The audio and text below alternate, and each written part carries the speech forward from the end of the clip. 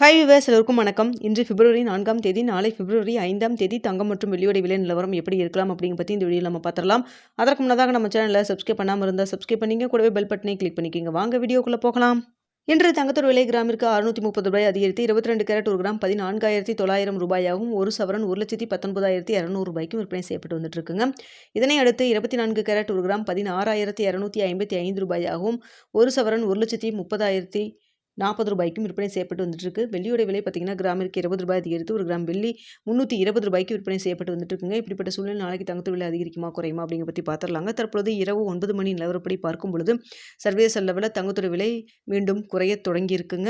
So பார்த்தீங்கன்னா நம்மளுக்கு இன்று வந்து தங்கத்தோட விலை கிராமிற்கு 630 ரூபாய் அதிகரிச்சதுங்க. சவரனுக்கு 5,040 ரூபா கிட்ட அதிகரித்த நிலையில் இப்போ தற்பொழுது இரவு 9 மணி நிலவரப்படி பார்க்கும் பொழுது சர்வதேச லெவலில் தங்கத்தோட விலை குறைய தொடங்கி இருக்குங்க. ஸோ நான் 7 மணிக்கு ஒரு வீடியோ போட்டிருந்தோம். அந்த வீடியோவில் பார்த்தீங்கன்னா கடையோட ரேட் வந்து ஒரு 100 ரூபா வந்து குறைச்சிருக்காங்க. அதாவது கடையோட ரேட் 22 கேரட் ஒரு கிராம் 14,615 ரூபாயா விலை நிர்ணயம் பண்ணியிருக்காங்கன்னு சொல்லிட்டு நம்ம ஒரு வீடியோ போட்டிருந்தாங்க. அப்போ நம்ம சொல்லியிருந்தோம் இது வந்து விலை வந்து குறைவதற்கான வாய்ப்பு இருக்குது. நம்ம வந்து இரவு 9 மணிக்கு எப்படி இருக்குன்னு பார்த்துட்டு சொல்கிறோம் அப்படின்னு சொல்லியிருந்தாங்க. ஸோ தற்பொழுது பார்த்தீங்கன்னா சர்வதேச லெவலில் தங்கத்துறை விலை வந்து குறைய தொடங்கியிருக்கு. இதே ஸ்டேட்டஸ் கன்னியூ ஆகுமா, இல்லை மாற்றங்கள் இருக்குமா, இன்னும் கொஞ்சம் நல்லா குறையுமா, இல்லை எப்படிங்கிறத நம்ம வெயிட் பண்ணி பார்க்கலாங்க. ஸோ தற்பொழுது இருக்கக்கூடிய நிலவரப்படி பார்க்கும் பொழுது எவ்வளோ வரைக்கும் விலை குறைவதற்கான வாய்ப்புகள் இருக்குது அப்படின்னு சொல்லி பார்த்தீங்கன்னா 22 கேரட் ஒரு கிராம் தற்பொழுது 14,900 ரூபாய்க்கு விற்பனை செய்யப்பட்டு வருது இல்லைங்களா. இந்த விலையிலிருந்து எவ்வளோ வரைக்கும் விலை குறைவதற்கான வாய்ப்பு இருக்குன்னு பார்த்தீங்கன்னா கிராமிற்கு ஒரு 150 ரூபாயிலிருந்து 300 ரூபாய் வரைக்கும் விலை குறைவதற்கான வாய்ப்புகள் தான் தற்பொழுது இருக்குதுங்க. ஸோ இதே ஸ்டேட்டஸ் கன்னியூ ஆகுமா, இல்லை மாற்றங்கள் இருக்குமா அப்படிங்கிறத நம்ம வெயிட் பண்ணி பார்க்கலாம். இந்திய ரூபாயின் மதிப்பு பெரிய அளவுக்கு நம்மளுக்கு சப்போர்ட் லெவலும் இல்லை, வீக்காகவும் இல்லை. ஸோ அதே அளவுக்கு அதே 90 ரூபாய் 40 பைசா அந்த ரேஞ்சில் தாங்க இருந்துட்டு இருக்கு. பெரிய அளவுக்கு மாற்றம் எதுவும் இல்லாமல் தாங்க இருக்குது.